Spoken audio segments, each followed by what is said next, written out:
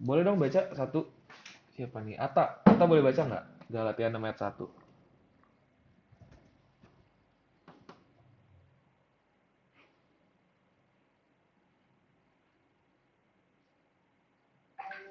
Yaudah gue aja deh. Saudara-saudara, kalaupun seorang kedapatan melakukan suatu pelanggaran, maka kamu yang rohani harus memimpin orang itu ke jalan yang benar dalam roh lemah lembut, sambil menjaga dirimu sendiri supaya kamu juga jangan kena pencobaan. Nah, di sini kan di ayat ini kan ada kata kamu yang rohani, boleh dibiruin gak Rin? Kamu yang rohani. Nah, gini. Jadi kalau ada teman kita buat salah, apa yang harus kita lakukan? Di ayat sini dibilang kamu yang rohani. Maksudnya di sini adalah kita yang tahu kalau teman kita itu buat salah. Di ayat ini dibilang kita harus pimpin dia ke jalan yang benar. Kata mimpin orang ke jalan yang benar itu maksudnya gini. Bukan kita ngatur teman kita, bukan kita merintah teman kita. Oh, lu harusnya jangan buat gini. Lu kalau udah tahu salah, ya lu minta maaf lah. Gitu. Misalkan Jenny berantem sama Karin. Gue tahu Jenny salah, Karin salah gitu. Terus gue berusaha gitu untuk di sini gue berusaha gitu. Misalkan gimana caranya supaya Karin sama Jenny bisa tetap temenan gitu. Gue tahu, oh Karin buatnya salah begini karena gue lebih deket sama Karin gitu. Gue lebih tahu sudut pandang Karin gitu. Ya gue deketin Karin berarti kan. Gue bilang Karin gini, Rin lo harusnya begini begini begini, begini tahu. Rin gini gini gini gini tahu. Bukannya kita ngatur, bukannya kita perintahin teman kita gitu, yang kita tahu kalau dia itu salah. Tapi kita bantu teman kita. Kita bantu teman kita untuk apa? Untuk kita perbaikin atau mulihin dia lagi supaya dia bisa balik lagi ngelakuin yang bener. Gitu. Ya kalau teman kita salah ya pertama-tama ya kita rangkul dulu aja gitu. Ya udahlah gitu. Ya udah lu salah nggak apa-apa gitu. Karin kenapa lagi berantem sama Jenny? Oh begini begini begini begini. Oh berantemnya gara-gara apa? Begini begini begini begini. Ya udah nggak apa-apa. Namanya juga temen deket gitu. Namanya udah mulai tahu kan sifat jelek satu sama lain. Kita pertama-tama terima dia, terima kesalahannya. Kita berusaha denger gitu. Apa sih penyebabnya dia buat salah? Kenapa kita harus denger gitu pas teman kita buat salah? Kenapa kita harus tahu penjelasan dari dia? Supaya kita tahu alasan dibalik dia buat salah itu kenapa. Kalau kita udah denger gitu dari sudut pandang teman kita, oh ternyata dia buat salah karena begini nih. Karena dia nggak tahu sebenarnya dia harus buat apa gitu. Karena dia belum pernah gitu ngalamin situasi kayak gini. Ya kita ada rasa kasihan. Karena ada rasa kasihan, kita akhirnya ngebantu dia. Ngebantu apa? Terserah. Kalau kita bisa kasih waktu ya kita temenin. Kalau kita bisa kasih uang ya kita misalkan ajak jalan gitu, traktir gitu sambil denger cerita dia gitu. Intinya apapun yang bisa kita kasih ke dia supaya dia bisa balik lagi ke jalan yang benar, ya kita kasih. Mimpin di sini tuh maksudnya kayak gitu. Kita bukan ngatur, kita bukan merintah, tapi kita yang tahu kesalahan teman kita itu kita ngebantu teman kita. Kita kasih input-input yang benar gitu supaya mereka bisa lagi punya pikiran perasaan Tuhan untuk nyikapin permasalahan yang lagi mereka hadepin gitu. Kita ngarahin mereka lagi supaya mereka bisa ngelakuin pikiran perasaan Tuhan lagi. Kayak misalkan marah, gue kesel tahu sama orang ini. Emang emang marahnya gara-gara apa? Gitu. Iya, habis dia lambat orangnya. Dia disuruh-suruh susah gitu. Terus kita bilang ke teman kita, ya namanya juga dia pragmatis ya. Terus juga dia kan lu ngasih tahu nggak caranya caranya ngerjain ke dia? Enggak, gue nggak ngasih tahu. Ya itu juga ada kesalahan lu juga gitu. Ya lu nggak ngasih tahu caranya, wajar dia bingung. Tuh, oh gitu ya. Iya gitu. Mungkin penyampaian lu kurang bener gitu. Mungkin ada kata-kata yang bikin lu tersinggung gitu. Kita kasih input-input yang benar ke teman kita gitu supaya mereka bisa balik lagi ngelakuin pikiran perasaan Tuhan. Jadi kalau ada teman kita buat salah, ya kita jangan hakimin dia. Kita nggak boleh menghakimi dia.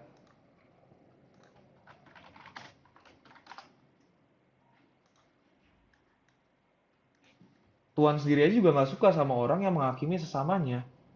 Memangnya siapa sih kita gitu? Kita menghakimi teman kita. Kita kan bukan orang yang selalu berada di posisi yang benar. Dan kalau kita sekarang ada di posisi orang yang lagi rohani, bukan berarti kita nggak pernah ngelakuin suatu kesalahan. Kita juga pernah ada di posisi dia. Seharusnya kita bukan menghakimi, tapi kita membantu teman kita supaya bisa benar lagi. Tapi kita nggak bisa ngebantu teman kita kalau kita nggak belajar melihat sudut pandang teman kita. Kita nggak bisa belajar melihat sudut pandang teman kita kalau kita nggak mau belajar mendengar.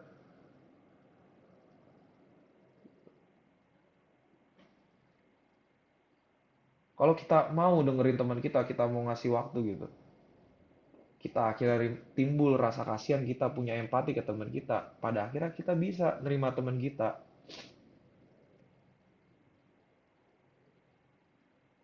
Coba buka lagi ayatnya, Rin. Galatia 6 ayat 1.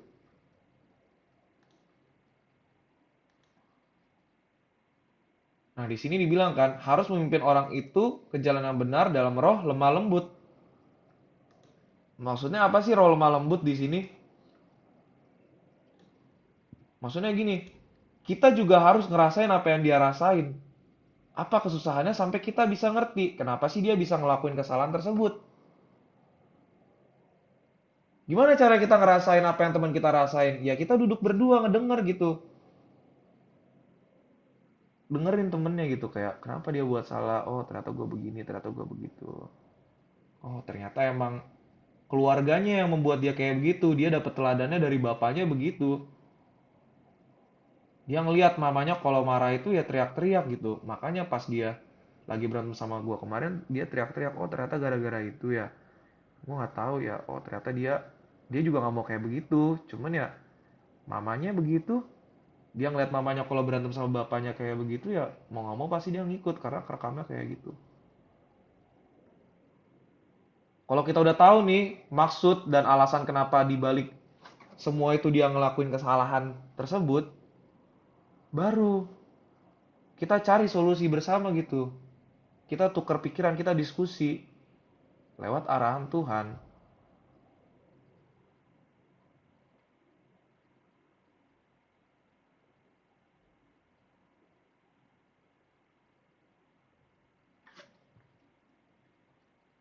Nah, tapi kan begini ya.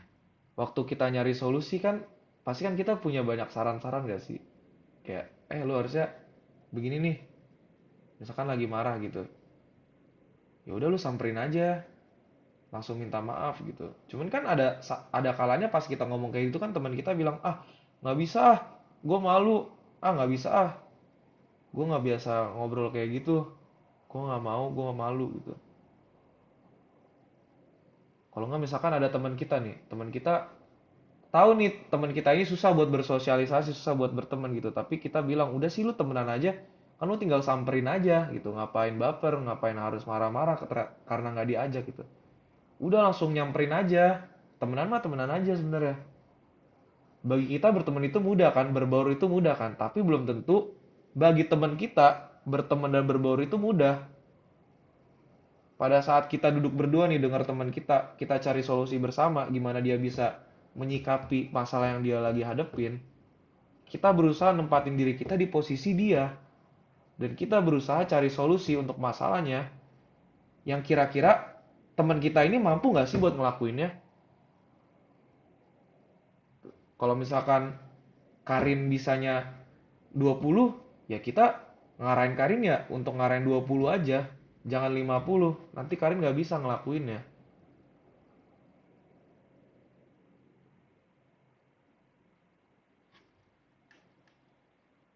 Nah, pada saat ya kita ngelakuin ini, ada teman kita buat salah, kita berusaha gitu untuk cari tahu kenapa sih teman kita buat salah. Kita nggak langsung menghakimi. Tapi tau nggak sih bedanya menghakimi sama enggak? Menghakimi tuh kayak begini. Kita ngelihat teman kita salah dan kita ngejatuhin hukuman ke teman kita. Hukumannya terserah. Kita ngediemin dia, kita ngucilin dia, kita nggak ngajak ngobrol dia lagi. gitu. Atau kita ngajak teman kita untuk supaya dia nggak ngobrol, kita nggak ngobrol sama dia gitu. Itu menghakimi. Menghakimi itu kalau ada tindakannya, dan tindakannya ini ya kita yang kayak tadi contoh-contohnya kalau di komunitas biasanya gue liat gitu sih, ngejauh lah, atau misalkan kalau ada dia kita diemin, kita cuekin gitu. Itu menghakimi sebenarnya. Sebenarnya nggak masalah dengan menilai gitu. Kalau kita melihat teman kita salah, ya itu kita menilai teman kita salah. Menilai itu otomatis, tapi yang nggak boleh itu menghakimi. Nggak temenan lagi, nggak ngobrol lagi gitu. Nggak mau ngedenger penjelasan teman kita.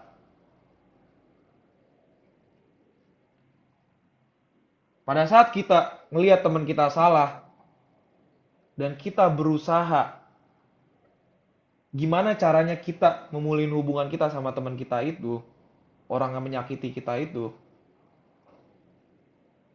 kita berusaha terima dia dengan segala kejelekannya, dengan segala kelemahannya gitu.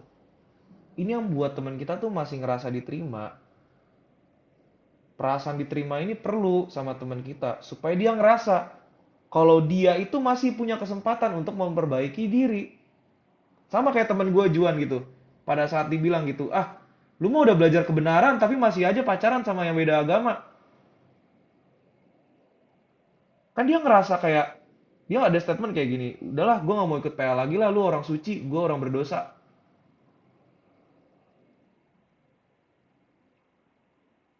Waktu gua dan teman-teman gua menghakimi dia gitu, lu udah belajar kebenaran tapi kenapa masih pacaran sama orang yang beda agama? Di situ hubungan rusak gitu. Beda gitu sama kasusnya Olaf gitu. Walaupun dia beda agama tapi kita terima gitu. Dia merasa diterima. Jadi dia ngerasa dia punya kesempatan untuk perbaikin diri. Dan memang betul pada akhirnya dia mutusin sendiri pacarnya. Akhirnya dia ikut Tuhan gitu. Ikut Tuhannya maksudnya ikut komsel. Dia mau ikut komsel, mulai rajin ikut pendalaman Alkitab gitu. Sama gitu.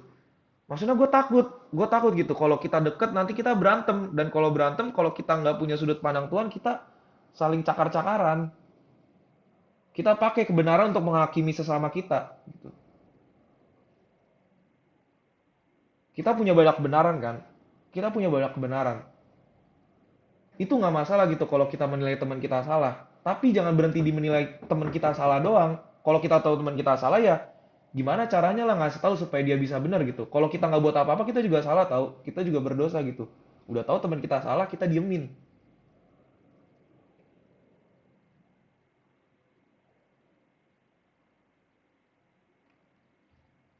Dan kalaupun kita berantem gitu, ayo pakai sudut pandang Tuhan gitu.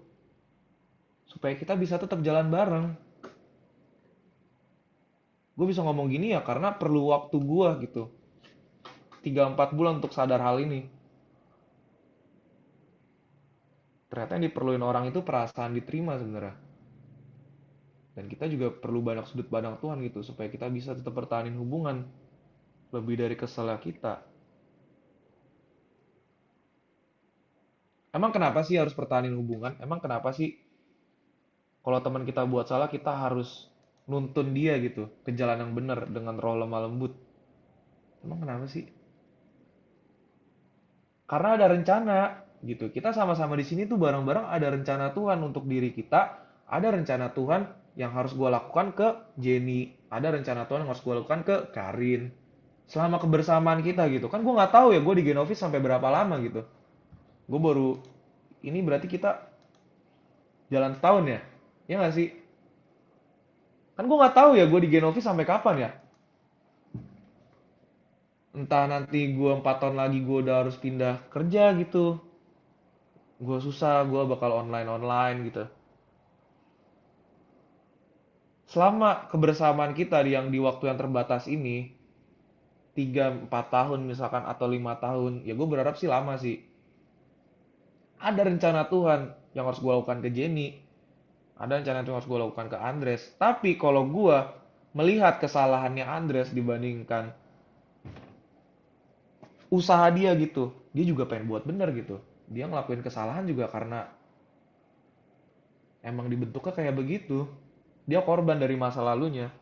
Kalau gue lebih ngelihat salahnya Andres gitu, ya gue nggak bisa buat baik ke Andres, gue nggak bisa buat bener ke Andres, gue ngegagalin rencana Tuhan buat kita bareng-bareng. Itu makanya gue takut gitu, kalau kita deket kita nggak punya firman, kita berantem. Teman kita buat salah, kita langsung, apaan sih, bercanda lu nggak lucu? Atau enggak teman kita lagi buat salah nih, kita langsung jauhin, kita langsung diemin dia, kan kita juga bingung ya. Kalau dijauhin sama teman kita, ya kita harus buat apa gitu.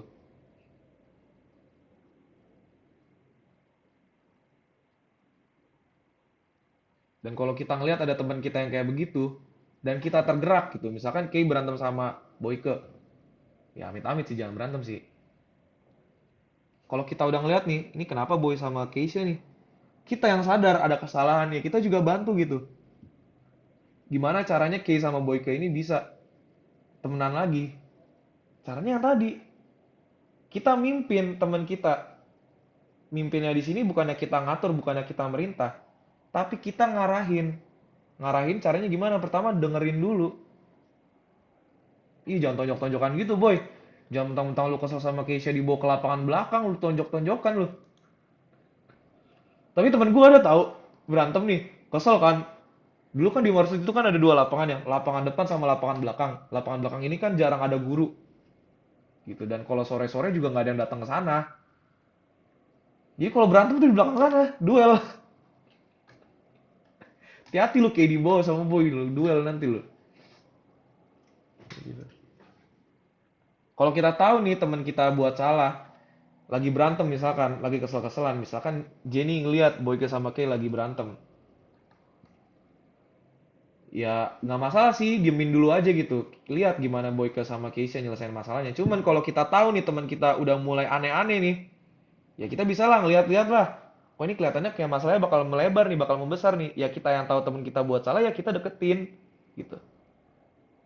Kita ngarahin, kita dengerin mereka, kenapa sih mereka ngelakuin ini gitu, dan apa yang bisa kita buat, apa yang bisa kita bantu dia. Atau enggak kita ngeliat gitu, Boyke misalkan dia ngelakuin salah gitu,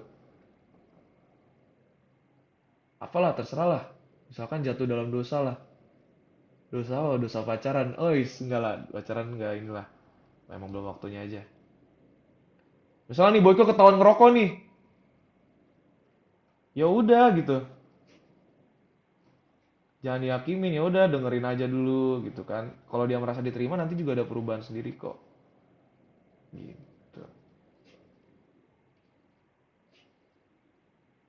Waduh, ketahuan ya boy.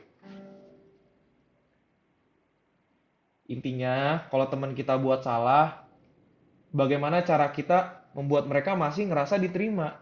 Karena gini, orang tuh berubah karena diterima, bukan karena dinasehatin sebenarnya.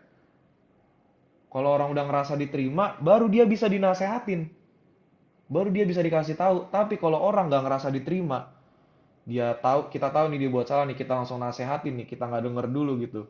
Kita nggak buat teman kita itu ngerasa diterima sama kita dulu, tapi kita langsung nasehatin, udah kabur dia, nggak bakal nanya-nanya kita lagi gitu.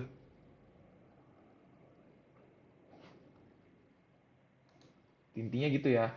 Galatia 6 ayat 1 kita bahas malam hari ini. Intinya adalah kalau ada teman kita buat salah, ya udah kita berusaha denger.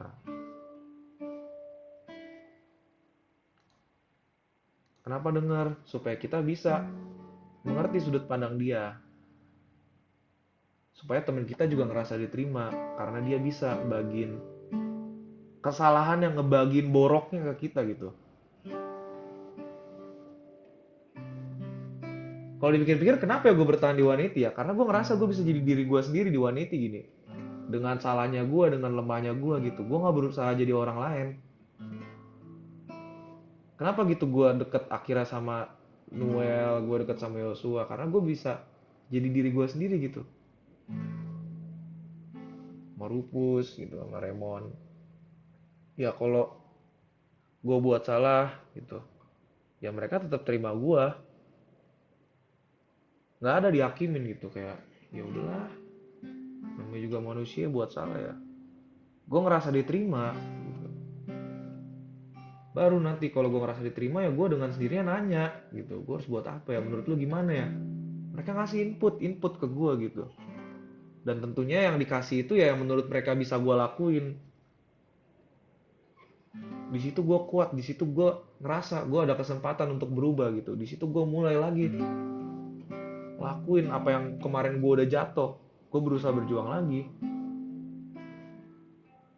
Makanya gitu, selama ada kesempatan ya kita latihan aja kayak gini gitu.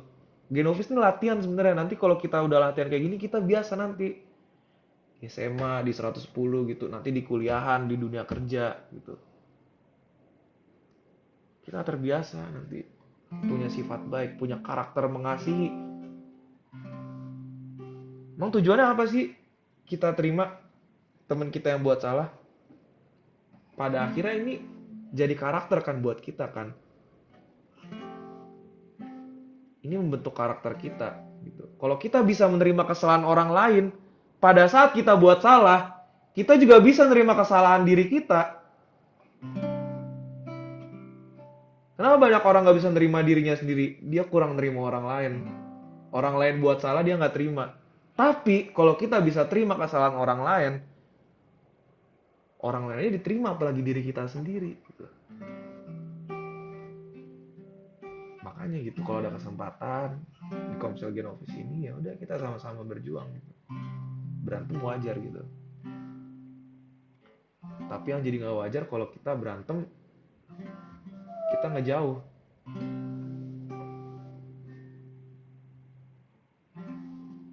Gitu ya teman-teman ya.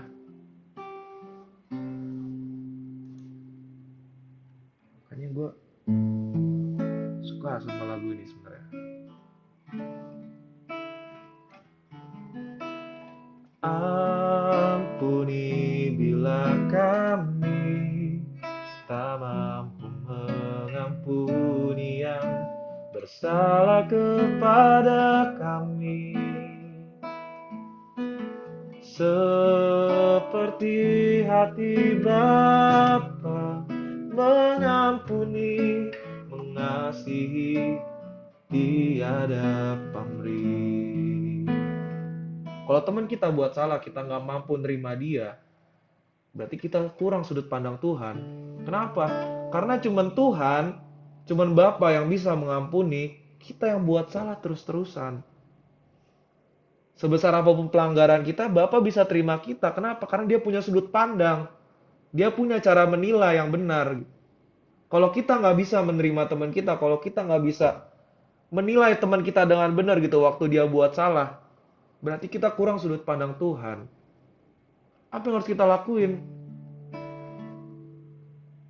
Minta ampun ke Tuhan gitu. Terus kita mulai cari lagi kebenarannya. Kita gali kebenarannya. Supaya kita mampu menerima kesalahan orang lain, dan setelah menerima kita mampu mengampuni. Mengampuni itu kita milih gak mikirin lagi kesalahan teman kita, tapi kita milih mikirin kenapa ya dia buat salah ya. Oh ternyata orang tuanya kayak begini, dia juga gak mau. Dia punya sifat jelek gini ya karena orang tua dia. Kenapa ya dia pelit ya? Karena dia biasa gitu nggak dikasih sama bapak ya, dia nggak dapet teladan gitu. Karena dia dikelilingin sama orang pelit di keluarganya, makanya dia jadi pelit gitu. Apa yang bisa kita lakukan? Kita kasih teladan, gimana cara dia bisa ngasih. Kita terima dia walaupun dia pelit gitu. Lama-lama berubah. Gue orang pelit, tapi kenapa bisa jadi nggak pelit gitu? Karena diterima. Gue orang emosian, gue orang marah gitu. Gue susah bergaul, tapi kenapa bisa sekarang? Karena diterima.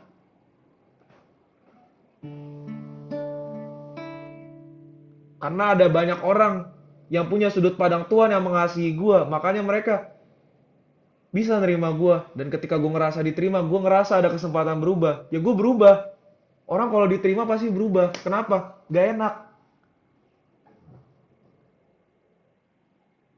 Gak enak gitu. Makanya kalau kita mau teman kita berubah, ya kita belajar terima juga dia gitu. Gak enak kan? Cuma nggak apa-apa gitu. Walaupun gak enak, tetap kita jalanin gitu. Ini yang ngembangin kita, karakter kita sebenarnya. Nyanyiin lagu ini ya. Ampuni bila kami tak mampu mengampuni salah kepada kami, seperti hati Bapa mengampuni, mengasihi tiada henti. Ampunilah kami, tak mampu mengampuni salah kepada seperti hati Bapa mengampuni, mengasihi tiada henti. Seperti hati Bapa, seperti hati Bapa mengampuni, mengasihi tiada henti. Seperti hati Bapa, seperti hati Bapa mengampuni, mengasihi tiada henti.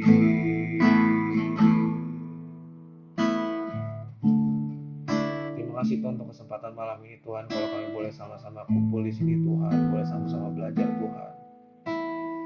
Kemampuan kami Tuhan untuk kami boleh mengerti lebih mendalam Tuhan apa yang sudah kami dengar pada malam hari ini Tuhan. Terus kembangkan pengertian itu dalam pikiran dan hati kami ya Tuhan. Terima kasih Tuhan untuk kesempatan malam hari ini Tuhan. Kalau sebentar Tuhan kami ingin melanjutkan kegiatan kami masing-masing Tuhan. Biar penyertaan-Mu terus ada dalam hidup kami Tuhan. Yang mampuin kami Tuhan untuk kami buat benar Tuhan. Terima kasih Tuhan dan terima kami Tuhan. Hanya dalam musiknya kami berdoa dan kami ucapkan syukur. Amin.